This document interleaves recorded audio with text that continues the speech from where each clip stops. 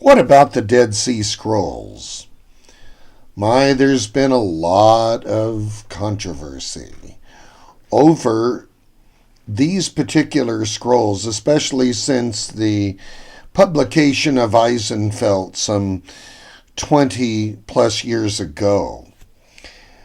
And how do we evaluate the different books and the different perspectives?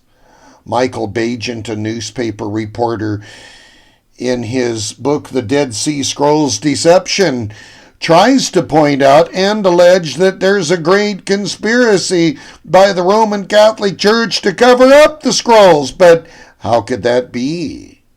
The international scroll community of Allegro and other great scholars, such as Dr. Schlesinger, were never part of the Vatican's efforts. That's how easy a lot of these things can be dislodged and pointed out to be the propaganda in which they have always been. But what about the scrolls in the Bible? They are supposed to undergird the New Testament. Well, how could that be? Because as Dr. Mack has pointed out in his book, A Crack in the Jar, that there isn't even a New Testament reference there that can be directly pulled other than theological echoes that found their way into the New Testament because these things were known. One of my mentors, Dr. Charles Dorothy, once said in his Ph.D. program at Claremont Divinity School and Theological Graduate School that Dr. Sanders, then James Sanders, who wrote the treatise on Torah Christ story, that they looked throughout the Dead Sea Scrolls to find over and over again, did they ever say anything positive about the temple oblations going on in Jerusalem? And the answer was an emphatic no. How critical we can be of the so-called enemies of our faith who polemically we can teach against with or without foundation. Yet Christianity and the Dead Sea Scroll community at Qumran both teach that the spirit of Judaism was indeed more important than the letter as far as worship is concerned. So, what do we do with all of this data? Potter and others tried to, in the 1950s, make Jesus an Essene due to these connections. And if one looks at the material in a cursory manner, one could see, especially in the Gospel of John, a great deal of similarities between Ioannis or Juan or John and, of course, the Essene community. But since then, with the work of modern scholars, a lot of those theories have been dislodged and disproven. Norman Perrin and other scholars have suggested that these documents were really of the Sadducean belief, who believed in the first 5 books of the Old Testament Torah, but they didn't believe in the prophets or what we would term as the writings, Tuvim and Nevi'im, but they did believe in the Torah. Of course, were the Sadducees, and they were sad, you see, as the joke says, because they didn't believe in the law or gospel. Well, that's something we read back into their scenario. But back to the scrolls. Since then, the Huntington Library and others have shown the scrolls in various sites, just like they did the King Tut exhibit, throughout the USA. And of course, all of the scrolls with the copper scroll and the war scroll and others have been permanently united over several releases. All known scrolls are put in the shrine in Jerusalem. There are no known scrolls that are out there that are unknown to the International Scroll Committee. And so there's no secrets. And yet various attempts from paperback writers, I'm not referring to the Beatles tune there, keep trying to allege that there has been a cover-up with no proof whatsoever. Wow.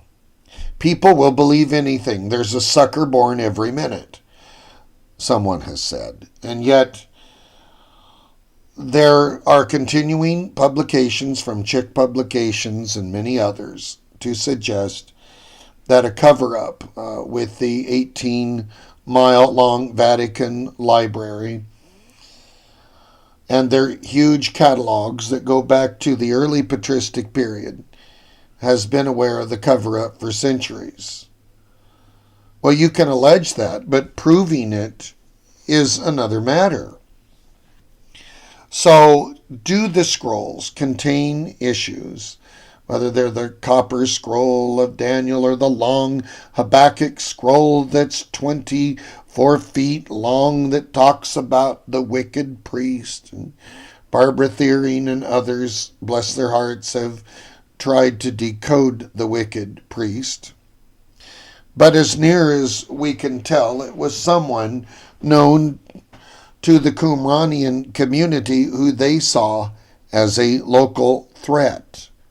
We do not know who the wicked priest was. Some have even said it's Jesus of all people. What a ridiculous assertion. Because we do not see Jesus necessarily claiming such a title other than the high priest of the New Testament church, even though he did employ the teaching techniques of a king, a priest, and a prophet, which certainly did not fit the wicked priest paradigm of the Habakkuk scroll. What other mischief have some scholars tried to assert? Well, that Jesus wasn't about 30 or 33 when he died, that he was closer to 70. And therefore, which would be an attempt to disprove the resurrection. However, remember, once again, as Dr. Mack points out, that there are no New Testament references directly in any of the scrolls. Well, what about the Isaiah scroll that Dr. Nibley and many others have ostensibly written about? Well, it's in two parts. There's the original scroll, then there is what the editors and commentators have said about it. There is some tension between those two scrolls. But originally, the Isaiah scroll, this does not mean or imply that all of the Dead Sea Scrolls are in perfect agreement in regards to their scribal entries, nor does it imply that all of the readings even are redacted back into the text with complete textual harmony. No, there is some subjectivity there that obviously is different between the various caves and the copper scroll in references to Isaiah. One of them is more of the story in the 53rd chapter of Isaiah. There are some 17 differences, but they're minor in textual readings. Most of the differences come out of the redacted text where scribal notes have found their way into the main body of textual apparatus, and other readings have been suggested. So when we say the unity of Isaiah, was in perfect accord. That's an overstatement by the conservatives. But the liberals are also in error when they fire back and say, well, the book is in total, disarray and disunity, especially where Isaiah is concerned. That is a complete fabrication, because we need to read the scrolls within the context that the community of Qumran intended them to be understood. Now, that isn't always easily ascertained, but now we've got scholars such as the lovely Barbara Thiering and many others, Dr. Karen King, who suggest that a great Gnostic overlay spread from the Dead Sea Scrolls throughout the New Testament text. And therefore, Jesus, could have died, as Barbara Thiering says, at the old age of in his 70s, or about age 72, or somewhere circa that event. And therefore, it's an attempt to say, well, the resurrection was just invented by New Testament writers.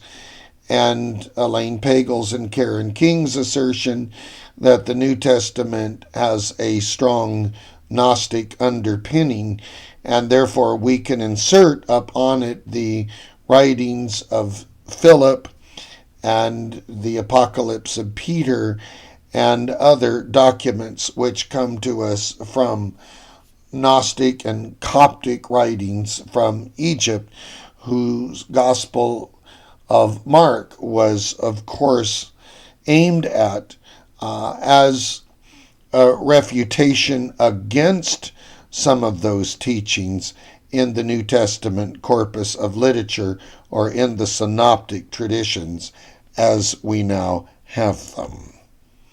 So these things are of great scholarly importance to us in the modern community. Karen King and Elaine Pagels and Barbara Thiering and others are marvelous in showing us that the New Testament canon may have indeed have been open to the New Testament believers rather than a closed document, as our Sunday schools have taught us in the formation years of our development of faith.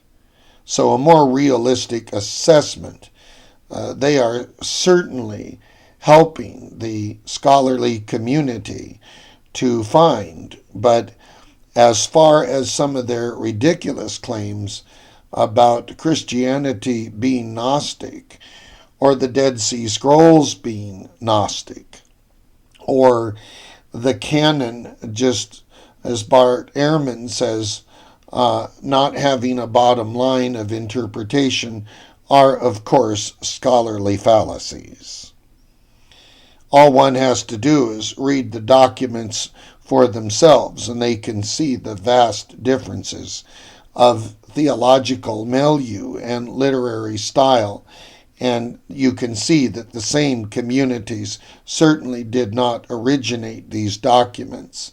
We need to read them in their original context and understand that proto-Gnosticism didn't even exist at the time of the gathering of the War Scrolls in Qumran so many years ago.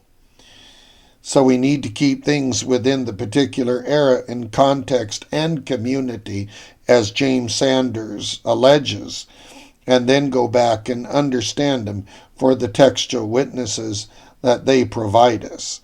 This is Father Tom Roberts saying, thanks for listening.